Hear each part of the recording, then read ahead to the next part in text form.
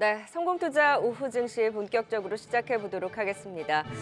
시장은 저 PBR주 찾기 대회인 것 같습니다. 사실 시장 흐름 따라가기는 쉽지 않고 또 가만히 보자니 멀미가 나고 있는데요. 오늘은 양시장 둘 다 힘이 없지만 코스닥에 더 없는 상황입니다. 지금 저 PBR주는 상승하고 고퍼주는 하락인데 이마저도 사실 그 힘이 분산되는 모습입니다. 어수선한 시장 분위기 대응 전략 함께 고민해 보도록 하겠습니다. 네, 오늘 도움 말씀 주실 분들입니다. 김성훈 MHB 인베스트 이사, 이성훈 글로원 파트너스 이사, 류용민 캐스터입니다. 어서 오세요. 안녕하세요. 네, 좀 중심을 잡아보도록 하죠. 랭킹쇼 종목 탑10으로 종목 중심으로 시장 전략 세워보겠습니다. 10위부터 8위까지 먼저 보고 오시죠.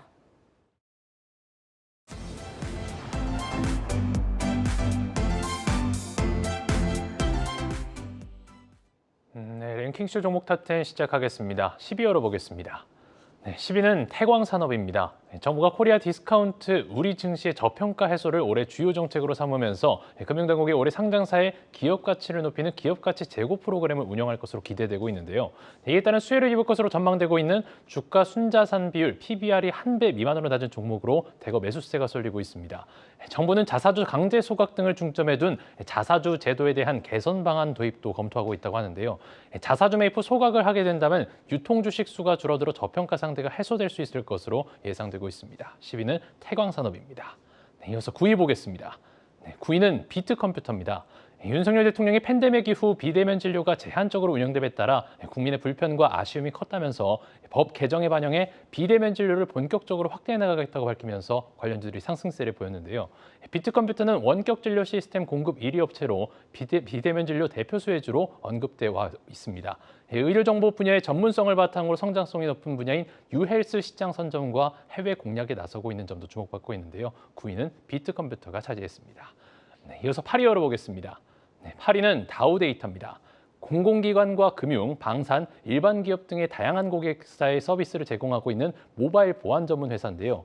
인공지능 관련주가 국내 주식시장에서 연초부터 상승 랠리를 이어가는 가운데 AI 기술이 발달할수록 사이버 보안 중요성도 커질 것으로 예상돼 급격한 성장이 기대되고 있습니다. 8위는 다우데이터입니다.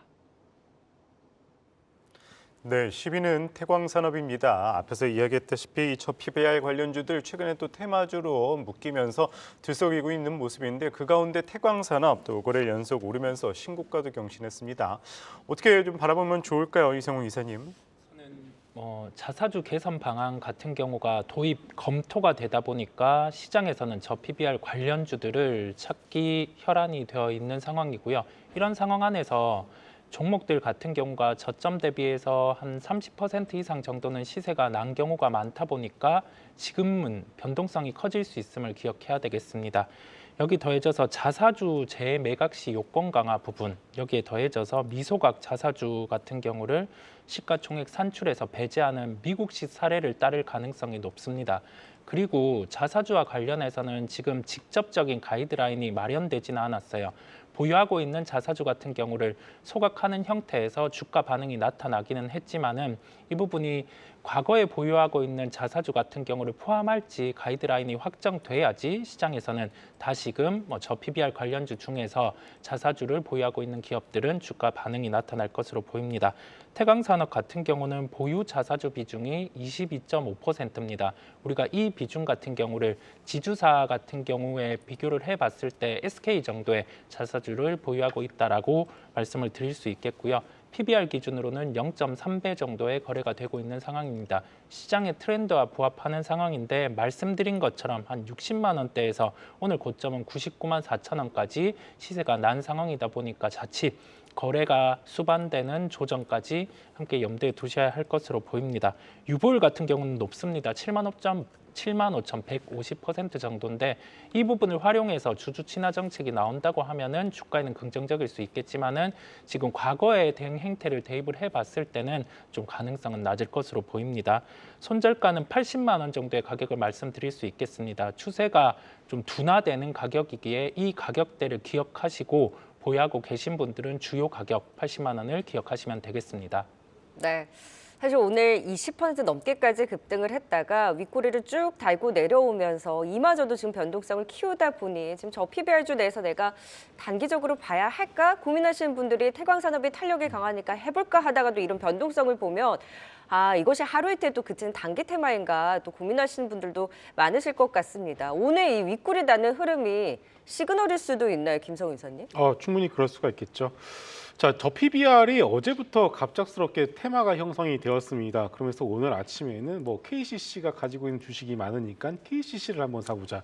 혹은 뭐 어떤 주식이 어떤 뭐 부동산을 가지고 있으니까 한번 사보자라는 식으로 묻지마 매수가 아침부터 급하게 들어오는 모습이 나왔습니다. 중요한 것은요, 소위 말해서 떡줄 사람은 생각지도 않는다라는 겁니다. 기업이 가지고 있는 자산을 매각을 해서 현금을 만들어서 주주가치 환원을 한다. 이것은 어떻게 보면은 우리들의 어떤 그런 생각이지 않을까 싶습니다.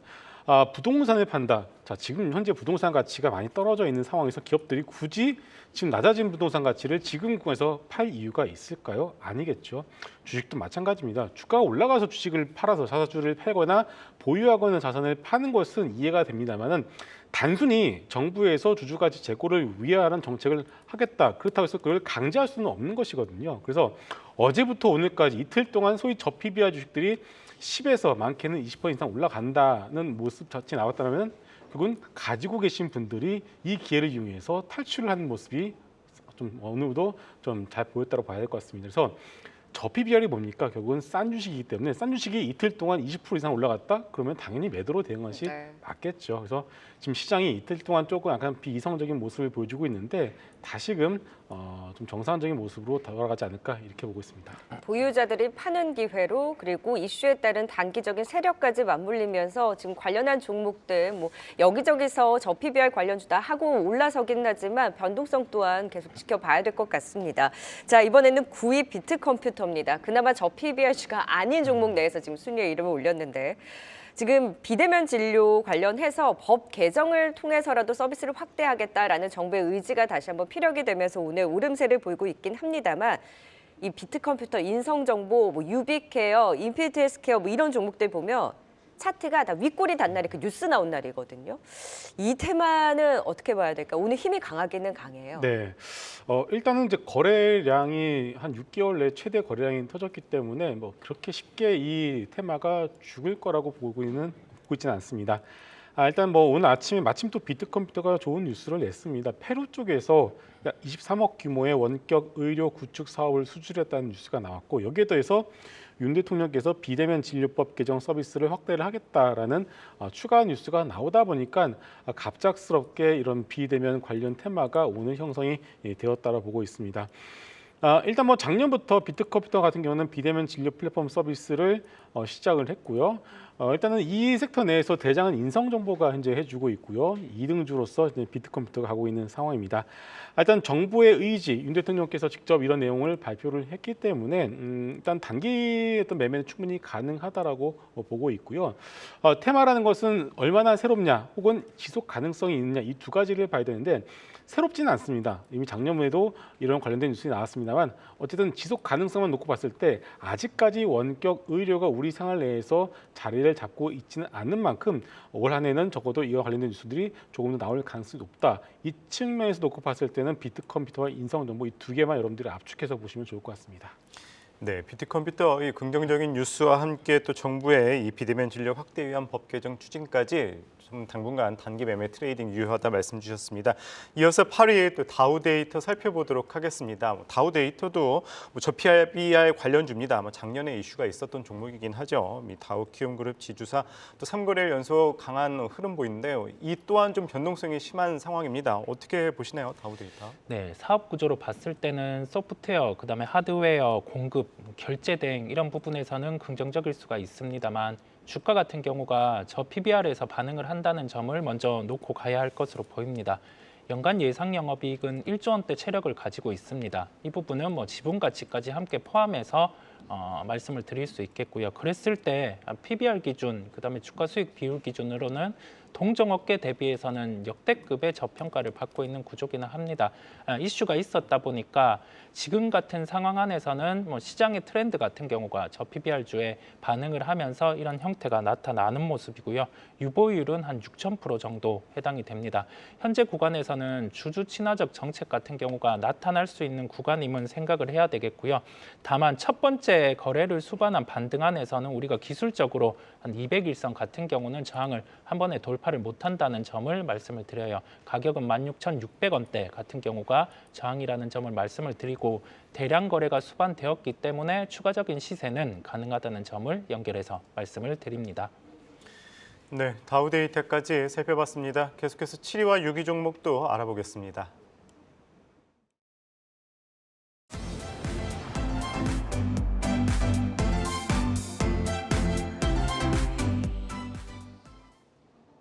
네, 이어서 7위 열어보겠습니다. 7위는 공구우먼입니다. 빅사이즈 여성 의류나 잡화 등을 제조 매입해 자체 온라인 모모를 중심으로 판매 활동을 영위하고 있는 기업인데요. 최근 미래에셋증권에서는 의류 수요 둔화로 인한 동사의 실적 감소는 아쉽지만 사업 부문의 다각화 성과 확인은 긍정적이라고 분석한 바 있습니다. 피트니스웨어의 성장이 가파르게 나타나고 있고 패션웨어도 뷰티 브랜드 드미트리를 런칭해 카테고리 확장이 기대되는 데다 견조한 해외 매출도 주목받고 있습니다. 이어서 6위 보겠습니다. 6위는 더존비즈원입니다. 정보통신기술 기업에서 인공지능 기업으로 탈바꿈하고 있는데요. 지난 24일 새로운 브랜드 슬로건 AI 전환, 디지털 전환을 너머를 공개하면서 신규 AI 서비스를 올해 순차적으로 출시하겠다고 밝힌 바 있습니다. 협력 기업에 필요한 디지털 전환 서비스를 제공하는 것을 넘어 AI 전환을 적극 지원할 예정이라고 하는데요. 동사는 2011년 소프트웨어 기업 최초로 자체 데이터 센터를 구축하고 기업용 클라우드 솔루션을 출시해 기업들의 클라우드 전환을 이끌어왔습니다. 또 최근에는 자체 클라우드 데이터 센터의 서비스형 인프라, 국내 기업 중 최초로 국제 벤치마크 분야에서 우수한 성능으로 등재됐다고 하는데요. 6위는 더존비즈원이 이름 올렸습니다. 네, 공구우먼도 지금 상승폭을 다소 좀 반납하고 있습니다. 공구우먼 하면 2022년쯤에 무증 파도타의 그 시작을 알렸던 종목이기도 해요. 기억하실 텐데 상장하고 3개월 만에 지금 무증 이슈로 주가가 미친 듯이 올랐다가 정말 무섭게 빠지고 나서는 주가가 숨죽인 듯이 조용히 있었는데 오늘 왜 오르는 건가요? 저도 관련해서 뉴스를 여기저기 이제 찾아보고 또 주변 지인들한테 한번 물어봤는데 특별한 뉴스는 나오지는 않은 것 같습니다. 일단은 뭐 낙폭과대 메리트에 대한 부분들이 좀 부각이 되는 것 같고요. 그리고 이 공구우먼 하면은 이제 우리가 무증에 관련해서 좀 시세가 한번 상당히 났었다라는 것도 알고 계시지만 공구우먼 주주분들께서 좀 유독 기다리고 있는 재료 중에 하나가 이제 무신사가 공구우먼을 인수를 뭐 한 해 만에라는 얘기들이 몇 년 동안 있었습니다. 그것 때문에 좀 기대를 좀 하고 계시는 분들이 있는 것도 사실인데요. 하지만 이 M&A 재료의 경우에는 제일 어려운 재료가 M&A입니다. 결과 나오기 전까지는 누구도 모르기 때문이겠죠. 그래서 일단 뭐 무신사 관련된 재료를 여러분들께서 굳이 기대하실 필요는 없다라고 보고 있습니다. 다만 이 차트를 보시면 아시겠지만 워낙에 많이 떨어졌습니다. 낙폭과대 메리트가 현재 부각이 되고 있는 상황이고요. 일단 퍼 10배 수준까지 주가가 내려왔고 뭐 돈을 못 버는 회사가 아니죠. 돈 잘 벌고 있고요. 그래서 일단 이 정도 수준에서는 거래량도 터지고 있는 상황이기 때문에 바닥을 잡는 과정이다라고 좀 보시면 될 것 같습니다. 물론 그 이상의 어떤 모멘텀을 기대하려면은 우리가 모르는 어떤 재료가 회사 측에서 나오거나 아니면 다른 뭐 이런 의류 테마가 좀 불어야 될 것 같은데 아직까지 그런 부분들은 우리가 미리 예단할 수가 없기 때문에 가지고 계신 분들의 경우에는 뭐 굳이 손절하면서까지 종목을 교체할 필요는 없다. 하지만 신규로 접근을 하시는 분들의 경우에는 어떤 추가적인 모멘텀, 회사 측에서 무엇을 준비를 하고 있는지 한 번 더 확인을 해보시고서 좀 천천히 접근을 해보시는 것이 좋을 것 같습니다. 네, 공구우먼 이 낙폭과대 메리트 부각되고 있는 공구우먼까지 살펴봤습니다. 이어서 6위에 또 더존비즈원 진단해 보도록 하겠습니다. AI 전환 선도 기업 발표한 이후 올해 들어서 정말 강한 상승세 보이고 있습니다. 더존비즈원 올해 좀 더 기대해봐도 좋을까요, 이성희 이사님?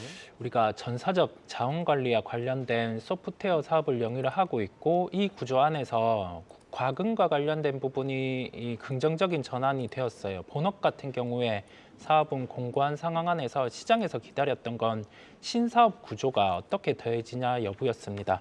신사업 같은 경우는 온라인 대출 모집, 법인 라이센스를 취득을 했고요. 그렇다 보니까 매출 채권과 관련된 팩토링 사업이 이제 가능하게 됩니다. 중소기업 대출을 통해서 이 부분에 대해서 이제 이익을 수취할 수 있는 구조가 형성이 되었고요. 여기 더해져서 중소기업 신용등급 평가가 가능하게 됩니다. 그러면 신용등급 평가를 통해서 이 기업에 대해서 어떤 신용등급이 등재가 되어 있고 대출에 대한 이자 부분까지 함께 더해서 명시를 할 수 있기 때문에 우리가 이 사업에서 구독과 함께 실제적인 매출 채권 팩토링 사업까지 더해질 수 있는 승인이 이제 나타났다라고 보시면 될 것으로 체크가 됩니다. 그랬을 때 올해 예상되는 영업이익은 650억 원 수준인데 이 부분은 신사업에 대한 영업이익은 포함되지 않았어요. 그렇다 보니까 한 700억, 많게는 한 800억 정도의 영업이익도 가능한 체력이라는 점을 기억하시면 되겠고요.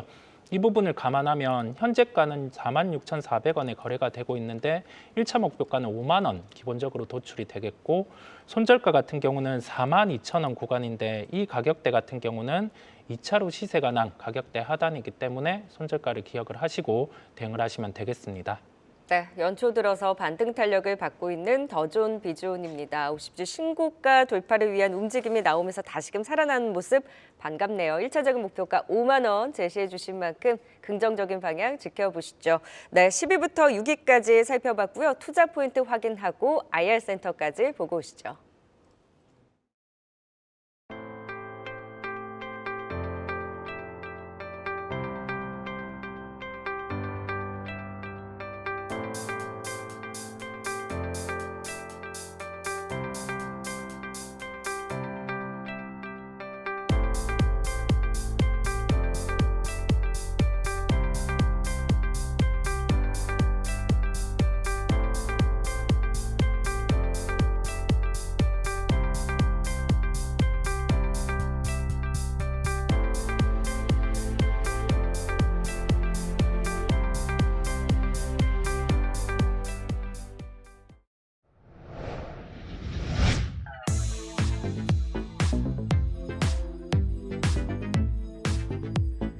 네, IR센터입니다. 먼저 금요일 오전 10시 실적을 발표할 S-오일의 4분기 컨센서스 알아보겠습니다.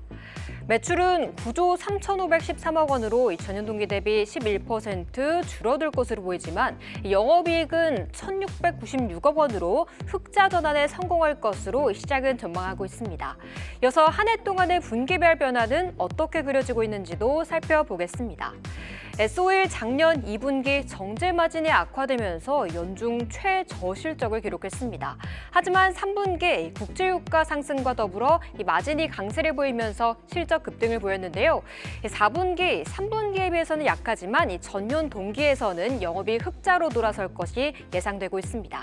이어서 증권가의 평가도 한번 알아보겠습니다.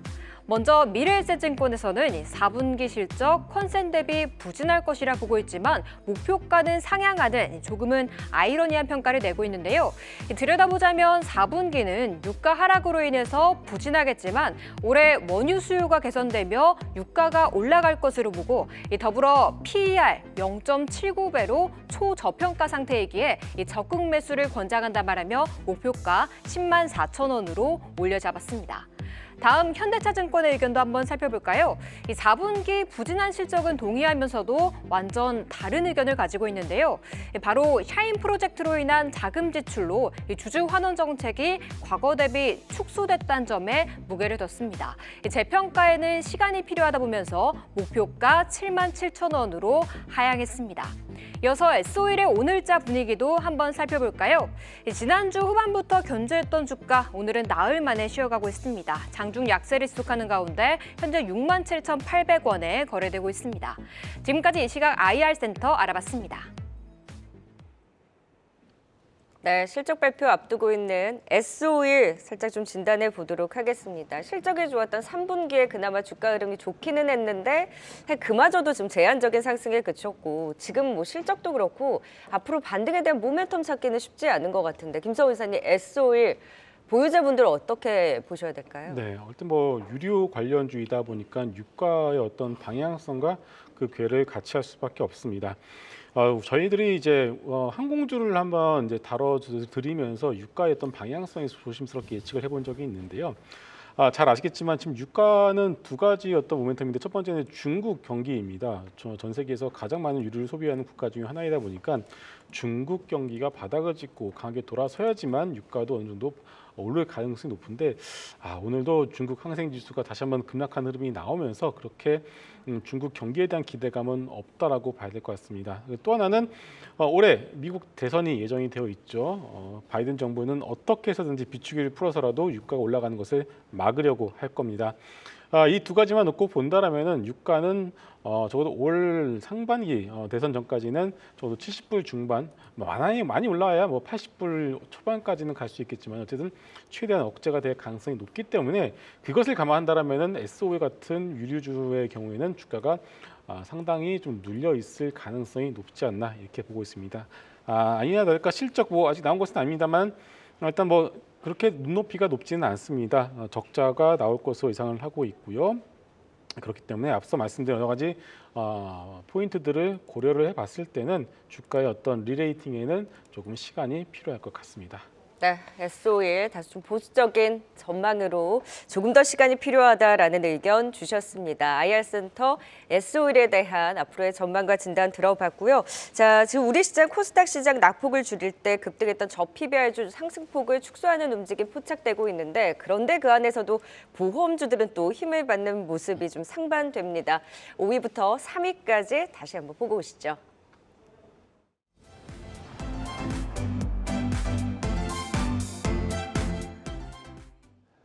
네, 이어서 5위 열어보겠습니다. 5위는 알테오젠입니다. 다수의 품목 허가 신청과 머크 등의 추가적인 빅파마 공개 계약, 추가 기술 이전 등으로 성장의 원년이 될 것으로 기대되고 있는데요. 최근 피하주사 제형 변경 플랫폼에 사용되는 히알루론이다제 생산을 위한 추가 위탁 생산 공장을 선정 완료해 선제적인 공급망 확보에 나선 것으로 전해졌습니다. 또 이 시장의 게임 체인저로 기대되는 테르가제 허가 기대감도 작용하고 있는데요. 알테오젠이 5위에 올랐습니다. 이어서 4위 보겠습니다. 보험주가 4위를 차지했습니다. 새해 들어 실적 부진 우려로 전반적인 부진을 겪어왔는데요. 하나투자증권에서는 삼성화재와 DB손해보험, 삼성생명 등 7개 보험사의 지난 4분기 합산 실적이 전분기 대비 19%가량 하락할 것으로 예상했습니다. 지속된 주가 하락으로 과매도 구간에 진입했다는 분석과 함께 높은 배당 수익률이 기대되고 있습니다. 4위는 보험주입니다. 이어서 3위 보겠습니다. 3위는 KCC입니다. PBR 1배 이하 기업들이 주목을 받는 가운데 대표적인 저PBR 종목이란 분석이 나오면서 상승에 탄력을 넣었는데요. 키움증권에서는 정유화학 섹터가 현재 산업 사이클과 구조적인 이슈로 PBR 1배 미만 종목들이 다수였지만 그중에서도 KCC는 0.27배로 매우 낮은 하단에 위치해 있다며 당국의 주주환원 정책 강화 시 풍부한 자사주 지분을 토대로 주주환원이 강화될 가능성에 주목해야 한다고 분석하고 있습니다. 3위는 KCC입니다. 네, 5위는 알테오젠입니다. 지난 연말 고점을 찍고 좀 새해 들어서 조정을 받다가 오늘 모처럼 만에 강한 상승 나오고 있습니다. 알테오젠 어떻게 보면 좋을까요, 김성희 선생님? 제약바이오 섹터 내에서의 어떤 탑픽 종목 중에 하나죠. 알테오젠, 한올바이오, 파마, 레고캠바이오 등과 같이 알테오젠도 상당히 좀 기대가 큰 종목 중에 하나입니다. 오늘 상승에는 여러 가지 이유가 있겠습니다만은 외신 쪽에서 좀 뉴스가 나왔습니다. 그다음 이제 해외에서는 이 알테오젠이 키트로 SC를 대부분 이제 알테오젠이 아니라 할로자임이랑 같이 개발을 하는 것으로 좀 알고 있었더라고요. 그런데 외신 쪽에서 영국 기자가 트위터를 통해서 키트로다 SC가 알테오젠과 함께 SC를 개발을 하고 있다라는 것이 언급이 되면서 오늘 이와 관련된 내용들이 아침부터 이제 퍼지기 시작했고요. 그래서 주가가 좀 긍정적인 모습으로 돌아서고 있습니다. 올 1월 2일인가요? 3일인가요? 이제 새해가 바뀌자마자 JP모건 헬스케어 컨퍼런스를 모멘텀으로 해서 올랐었던 제약바이오 섹터가 조정의 흐름이 계속 나오고 있는데 어느 정도 그 이벤트 물량은 소화가 됐다라고 보고 있고요. 자, 이제 남아 있는 것은 3월과 4월에 있을 학회 일정이 또 남아 있습니다. 그 학회에서 여러 가지 좋은 회사들이 좋은 내용을 발표를 할 가능성 높다고 보고 있고요. 오늘은 또 알테오젠뿐만 아니라 참 좀 무거웠었던 종목인데 ABA 바이오 역시도 오늘 거의 7% 가까이 올라가는 모습을 좀 볼 수가 있겠습니다. 자, 그래서 일단은 FMC도 마침 또 눈앞에 있는 상황인데요. 3월 인하에 대한 기대감은 이미 다 날아갔고요. 이제는 5월 인하에 대한 기대감이 스물스물 올라오고 있다. 이런 것들을 봤을 때 일단은 그동안 1월 내내 눌려졌던 제약바이오 섹터가 다시금 돌아갈 가능성이 높지 않나 이렇게 보고 있고요. 12월 한 달 코스닥 지수가 올라갈 때 그 지수의 상승을 주도했던 섹터가 바로 제약바이오였습니다. 그런데 1월 한 달 동안 내려온 동안에는 물론 여러 가지 어떤 AI 테마주들이 올라갔습니다만은 결국 지수 상승을 주도하지 못하는 테마와 섹터는 절대 주도주가 될 수 없다는 것을 감안했을 때 지금의 주가가 바닥을 잡고 올라간다. 그런데 그 중심에 제약바이오가 있다라면 역시나 우리는 제약바이오 관심을 놓아서는 안 될 것 같습니다. 그래서 그 안에서 알테오젠을 탑픽으로 여러분 놓으시고 그 외에 아까 말씀드렸던 여러 가지 종목들을 같이 섞어서 보시면 좋을 것 같습니다. 네, 이어서 4위 보험주입니다.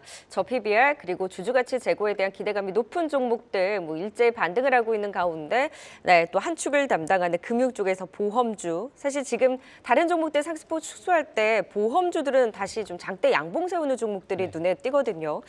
이 흐름을 또 어떻게 해석을 해야 되는지 지금 막 여기저기서 찾는 움직임이 분주할 때 정말 실질적으로 선별을 해서 수혜주를 찾는 작업도 유효한지에 대해서 어떻게 보실까요? 우리가 금융주의 변화는 주주 친화적 정책에 대한 변화 또는 우리가 회계 개정의 변화가 있을 때 주가가 강한 측면이 있습니다. 보험주 같은 경우는 IFRS 새로운 신규 도입으로 인해서 구조가 바뀌는 모습이었고요. 배당 가능 이익을 산정을 할 때 미실현 이익, 그다음에 미실현 손익을 상계를 예외적으로 허용을 해주게 되었습니다. 그렇다 보니까 현행 법령상을 따져보면 배당 가능 이익 산정 시에 순자산에서 자본금 미실현 이익을 공제하게 되게 됩니다. 그렇다 보니까 배당 가능 이익이 늘어나게 되는 구조고 회계상으로 봤을 때 순이익이 더 잡히는 구조로 이제는 최종적으로 상법 개정안이 통과가 되었습니다. 그렇다 보니 배당 가능 이익으로 비춰봤을 때 삼성생명 같은 경우는 10조 1천억 원 정도가 나타나게 되고요.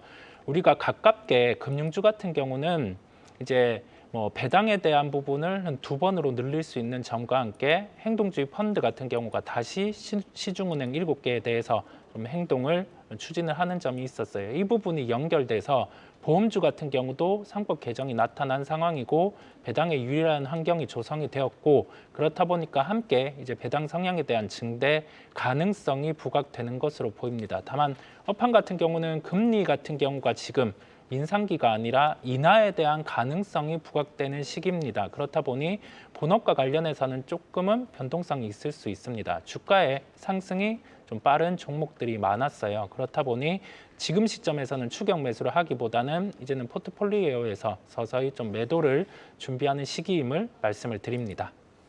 네, 보험주 알아봤습니다. 계속해서 3위 KCC 또 진단해 보도록 하겠습니다.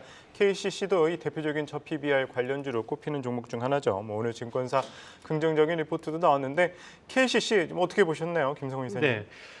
KCC 어떻게 보면 KCC 자산 운용이라는 별명을 가지고 있을 정도로 정말 투자를 잘하죠. 주식 투자를 잘하기 때문에 가지고 있는 이런 주식 자산 가치에도 주목을 이제 하고 있고요. 그 외 여러 가지 저PBR에 어울리는 만큼 여러 가지 자산을 가지고 있습니다.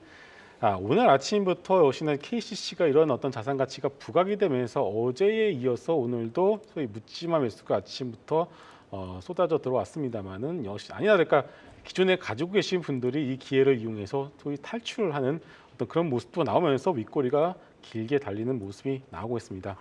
자, 우리가 추격 매수는요, 고PBR, 소위 성장주에서 우리가 추격 매수는 가능합니다. 왜냐하면 그 이상의 높은 밸류에이션을 기대를 할 수 있기 때문이겠죠. 그런데 저PBR 종목을 추격 매수한다? 이것은 글쎄요, 저PBR 투자의 어떤 가치의 어떤 기본에 정반대되는 개념이다라고 봐야 될 것 같습니다. 그렇기 때문에 소위 지금 오늘 저PBR 관련주를 찾자. 그래서 소위 묻지마 매수가 들어오지만 윗꼬리를 달리는 이유가 어떻게 보면은 기존에 가지고 계신 분들의 경우에는 역시나 탈출의 기회로 사용하고 있기 때문에 보시면 될 것 같고 굳이 여러분들이 그것을 알고 있는데 매물이 나올 것을 알고 있는데도 불구하고 우리가 굳이 높은 가격에 추격 매수를 할 이유는 전혀 없다라고 생각하고 있습니다. 저PBR만큼 오히려 더 한번 밀려서 더 싸게 싼 구간으로 들어간다라면 여러분들이 다시금 매수를 해보시는 전략은 상당히 좋다라고 보고 있습니다만 이미 이격이 올라가 있어 단기적으로 올라가 있다. 저PBR 관련주들을 투자하신 분들이 1년에 기대하시는 수익률이 약 20% 정도밖에 되지 않습니다. 그런데 어제 오늘 20% 올라갔다면 당연히 매도로 대응할 수밖에 없겠죠. 그래서 이것을 참고하시면서 너무 급한 추격 매수는 자제하시면 좋을 것 같습니다.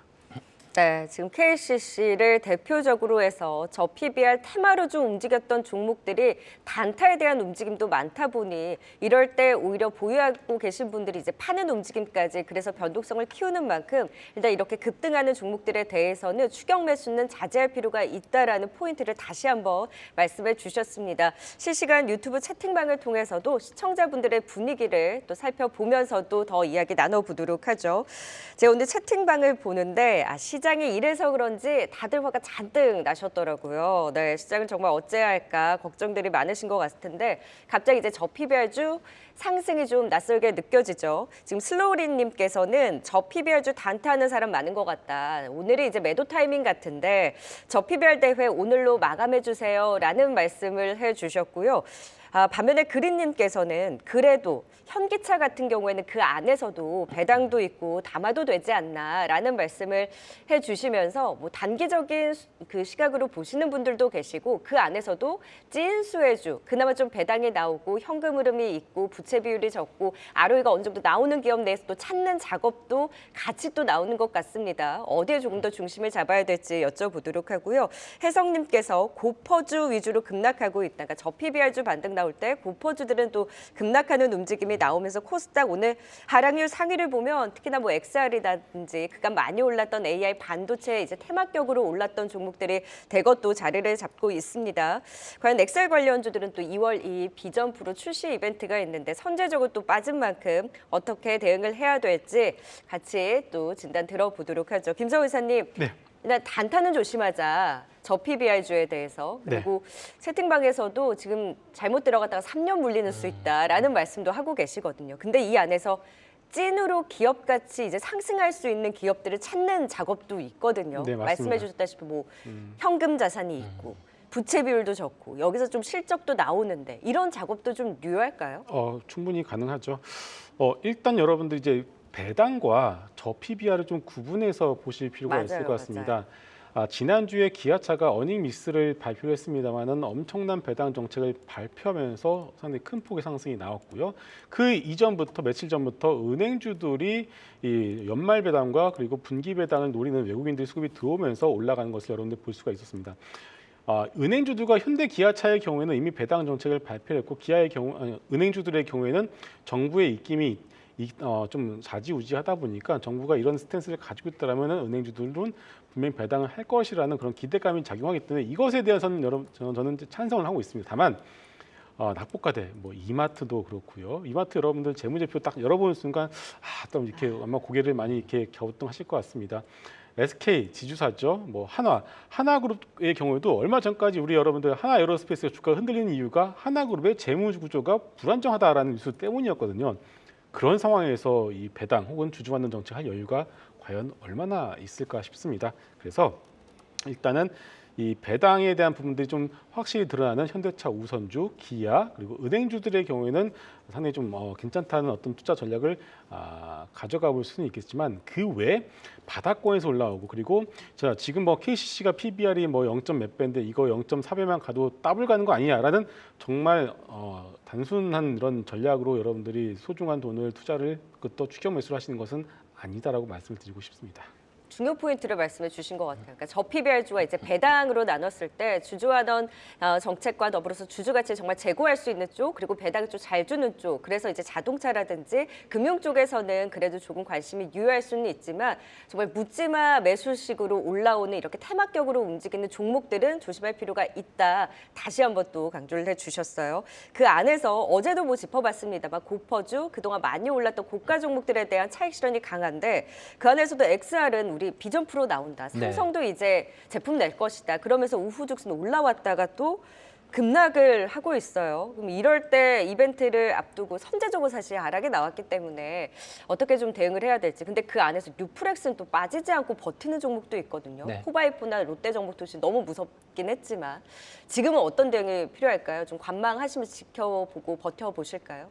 우선은 비전 프로가 출시가 된 상황이고 2월 1일 공식적으로 이 부분이 또 확산이 되면 우리가 살펴봐야 될 점은 가장 그 카테고리가 커질 수 있는 게 뭔가라고 하면은 이와 관련해서는 컨텐츠입니다. 네, 컨텐츠 부분을 기억하실 필요가 있고 나머지 종목들 같은 경우는 새롭게 UEVR이라는 언리얼 엔진을 기반으로 한 일반적인 게임 같은 경우를 이제 XR로 구현할 수 있는 그 부분이 8월드란 게임으로 보여줬다 보니 또 한 강한 측면이 있겠는데요. 핵심을 기억하실 필요가 있어요.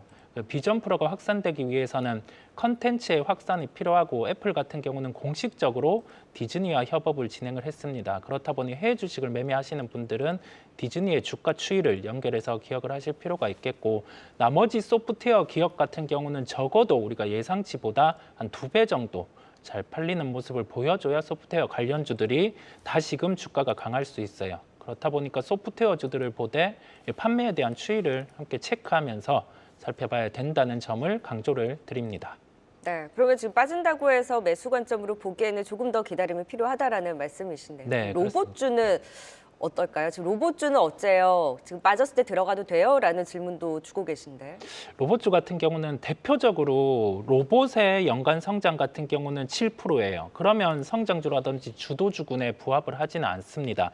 여기에서 세부적으로 봐야 될 점은 협동 로봇은 연간 20% 이상의 성장이 나온다는 점이겠고요. 그랬을 때 지금 남아있는 모멘텀은 대기업의 투자 부분, 이 부분과 연결해서는 이제 삼성의 보피 출시가 되어야죠. 이 대량 생산이 이루어지는 기점으로 해서는 이와 관련해서 납품하는 조립을 하는 기업들 같은 경우에 주가가 모멘텀이 존재를 합니다. 그렇다 보니까 조립과 AS는 인탑스라는 기업이 있겠고요. 이와 연결해서 레인보우 로보틱스 같은 경우는 보핏, 그다음에 추가적인 지분 획득 이런 부분이 존재하다 보니까 모멘텀이 있는 쪽으로 지금은 집중해야 된다는 말씀을 드립니다. 네, 분할 매수로 조금씩 담아볼 만한 기회다. 네, 로봇주에 그렇습니다. 대해서는 또 긍정적인 시각을 주셨는데요. 이렇듯 내가 사고 싶었는데 비싸서 사지 못했던 종목들, 오늘 또 하락하는 종목들 내에서는 기회를 엿볼 수 있는 종목들도 선별해보자라는 의견, 또 로봇주에 대한 진단까지 들어봤습니다. 네, 이제 오늘의 종목 2위와 1위만을 남겨놓고 있습니다. 어떤 종목이 차지했는지 지금 바로 확인하고 오시죠.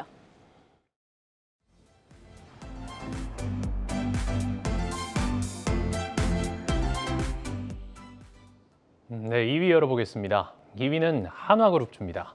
네, 오늘 한화그룹의 방산기업 한화에어로스페이스가 폴란드에 이어 1조 원 규모의 루마니아 자주포 도입을 사업을 추진한 것으로 유력하다는 외신 보도가 나왔는데요. 네, 이슈가 있었던 한화에어로스페이스 또 한화오션 정도를 제외한 한화그룹주들 대부분이 상승폭을 펴내고 있지만 지주사들이 강세를 보이는 가운데 특히 한화의 강세가 두드러지고 있습니다. 한화그룹주가 2위를 차지했습니다. 네, 마지막 1위 보겠습니다. 네, 1위도 지주사입니다. 포스코홀딩스가 1위에 올랐습니다. 금리 인하 등으로 인해 지주회사들의 긍정적인 환경이 조성될 것으로 예상되는 가운데 저평가 해소 기대감이 작용하고 있죠. 전날 테슬라 강세 속 2차 전지주들에 대한 저가 매수세도 유입된 가운데 포스코홀딩스 오늘 장중 6%대까지 상승폭을 확대했습니다. 1위는 포스코홀딩스입니다.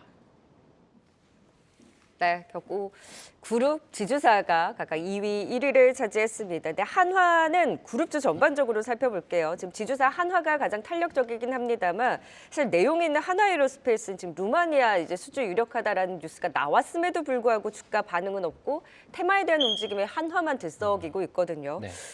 어떻게 보셨습니까? 지금 수주 같은 경우가 나오더라도 시장 환경이 크게 반응을 안 하고 있다 보니 기대감은 주가에 반영이 되어 있는 상황이라 변동성이 좀 커지는 모습이고요. 우리가 지금 저 PBR주와는 다르게 지주사는 봐야 됩니다. 왜냐하면은 우리가 시장에서 직접적으로 정부를 통해서 언급이 된 부분은 기업 지배구조 이슈 개편과 함께 상속세 개편을 언급을 했어요. 이 부분은 무엇을 의미하냐라고 하면은 구체적인 상속세 다중과세 정의를 이제는 개편하겠다라는 멘트를 했고요. 그렇다 보니까 기업 지배구조 개편 같은 경우의 구조는 2월 5일에는 한국 기업과 관련된 거버넌스 포럼에서 일본의 PBR 구조를 대입해서 이와 관련돼서 우리나라 대기업에 어느 정도 가치가 산출되는지를 발표를 하겠지만은 상법 개정안을 통해서 보험주들의 변화를 봤었던 그 학습 효과를 통해 비록 6월에 예정이기는 하지만은 이와 관련된 골자의 상법 개정이 이루어진다라고 하면은 지주사와 관련돼서 할인된 부분에 대한 개편 구조가 가능하게 됩니다. 그랬을 때는 우리가 대표적으로 사업회사가 존재하는 기업들을 볼 필요가 있고요. 그렇다고 하면은 하나라든지 아니면 SK 같은 경우가 대표적으로 지배구조 개편에 대한 수혜를 볼 수 있다는 점을 말씀을 드립니다. 핵심은 사업구조에 대한 부분에 견고함을 갖춘 지주사를 살펴볼 필요가 있다는 점을 강조를 드립니다. 네, 한화그룹주까지 살펴봤습니다. 이어서 오늘의 1위 포스코홀딩스 역시나 이제 저 PBR 관련주로 묶이면서 최근 이제 3일 연속 상승세를 보이고 있는데 역시나 이제 관건은 2차 전지 업종에 대한 반등 여부일 것 같습니다. 포스코홀딩스 좀 어떻게 바라보시나요, 김성호 이사님? 그동안 이제 2차 전지 섹터 내에서 소위 이제 안정적으로 가져갈 수 있고 탑픽 종목으로 하나 제시를 했던 것이 바로 포스코 홀딩스였습니다. 그 투자 아이디어 중에 하나가 바로 저 PBR이었거든요. PBR 1배가 되지 않는 성장주이다라는 것을 계속 강조를 드렸습니다. 여기에 대해서 포스코홀딩스 배당도 하는 배당 기업이죠. 자, 오늘 같은 경우에는 이제 시장이 갑자기 이제 지주사 그리고 저 PBR 관련주를 주목을 하다 보니까 다른 2차 전지 종목들과는 조금 다른 움직임을 보여주고 있습니다만은 역시나 좀 꼬리를 다는 모습도 우리가 볼 수 있습니다. 자, 일단 2차 전지 섹터 오늘 삼성 SDI가 실적 컨퍼런스를 진행했습니다. 지난주에 LG 에너지 솔루션이 실적 발표를 했고 거기와는 크게 결이 다르지 않은 내용을 발표를 했습니다. 2차 전지 업황은 1분기에서 2분기 정도 넘어가는 그 시점이 바닥이다라고 좀 예상을 하고 있고요. 유럽 같은 경우는 워낙에 전기차 보급률이 높기 때문에 성장률이 좀 정체될 수 있겠으나 미국의 경우에는 IRA 법안을 바탕으로 해서 약 40% 이상의 높은 성장률이 미국 시장은 전망이 된다는 것을 발표를 했습니다. 자, LG 에너지 솔루션 컨퍼런스 콜에도 그렇고요. 삼성 SDI 컨퍼런스 콜에서도 트럼프 때문에 안 될 것 같다라는 얘기들은 전혀 하지 않고 있고 그럴 필요도 없는 것 같습니다. 그렇기 때문에 일단 포스코홀딩스의 경우에는 2차 전지 내에서 안정적으로 가져갈 수 있는 물론 주가 흐름은 좀 답답한 것이 있습니다만은 소위 우리가 물려도 가져갈 수 있는 종목 중 하나가 바로 포스코홀딩스라는 것을 다시 한번 강조를 해드리겠고요. 2차 전지 섹터의 어떤 바닥은 아마 에코프로 BM 기준으로 약 20만 원 선이 되지 않을까 이렇게 보고 있습니다. 한 번에 투매가 나올 가능성이 높다라고 보고 있습니다. 그래서 계속 강조를 드리는 것이 혹시나 2차 전지 종목을 가지고 계신 분들이 투매의 모습이 나왔을 때 그 투매에 절대 동참하지 마시라는 것을 다시 한번 좀 말씀을 드리고 싶고요. 한 1월에서 2월 정도의 저점 구간이 나오게 된다라면은 올 한 해 저점이 나올 가능성이 있고 그러면은 위아래 박스권 전략을 여러분들이 2차 전지 내에서 가져갈 수 있기 때문에 지금의 2차 전지는 바닥을 잡는 구간을 지나고 있다라고 다시 한번 강조드리겠습니다. 네, 자 조금 전에 금호타이어의 실적이 발표가 됐습니다. 4분기 영업이 1,394억 원으로 전년 대비 무려 710% 급증한 실적을 발표했고요. 지금 900억 원대가 컨센서스였는데 이를 웃돈 호실적을 발표하면서 주가도 지금 선방하고 있습니다. 2%대 상승 흐름을 보여주고 있는데요. 사실 앞서서 이 완성차 업체들의 실적이 잘 나왔을 때 타이어주 좀 들썩들썩이긴 했었는데 이렇게 실적으로 긍정적으로 보여준다면 조금 더 움직일 만한 여지가 있을까요? 이성훈 기자님. 네, 아무래도 타이어주는 올해 변화가 될 수 있는 부분이 작년부터 비용 통제가 나타난 기업들을 중점으로 볼 필요가 있겠고 전체 매출 구조 안에서 이익을 놓고 봤을 때 30% 정도가 비용으로 차지를 합니다. 이 부분이 완화되는 구조가 3분기부터 나타났다 보니까 타이어주들은 주가 강세가 나타나는 측면이 있겠고요. 비용을 놓고 수익이 증대되지 않으면은 주가가 실적이 나오더라도 피크 논란으로 하락을 할 수 있는데 이 부분 같은 경우는 해외, 유럽 이 부분에 증설이 이루어진 기업 쪽으로 먼저 이제 실적은 분기 성장이 나타나게 됩니다. 한국타이어그룹, 그다음에 넥센타이어그룹 같은 경우를 주목하시면 되겠습니다. 네, 타이어주에 대한 진단 들어봤고요. 짧게 지금 실시간 특징주 안에서 GST가 지금 급등에 나오면서 무려 13%의 상승이 나타나고 있습니다. 지금 저 PBR 테마가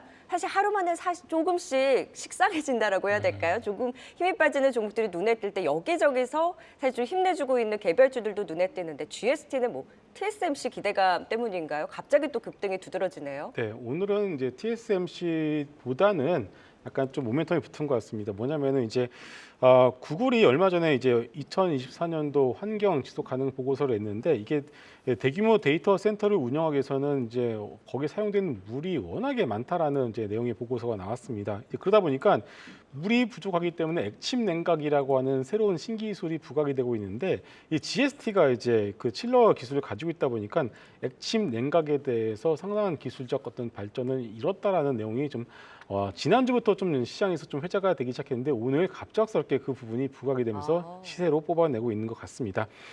역시나 이 GST, TSMC만 놓고 보더라도 지금 주가는 상당히 저렴하기 때문에 지금의 모멘텀이 붙는다라면 주가는 조금 더 올라갈 가능성이 높다고 보고 있고, 워낙에 저평가되었었던 종목 중에 하나였기 때문에 오늘의 어떤 모멘텀을 가지고서 섣불리 좀 빨리 이제 차익 실현에 나서기보다는 지금의 추세를 조금 더 즐겨 보셔도 좋을 것 같습니다.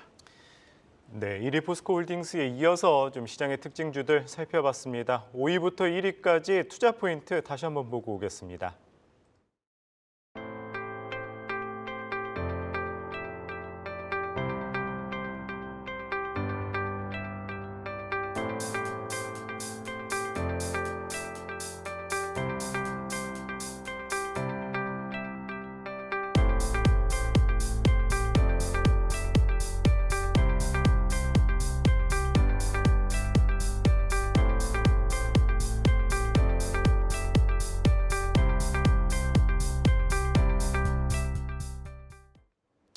네, 오늘은 김성훈 이사, 이성웅 이사와 함께했습니다. 말씀 고맙습니다. 고맙습니다.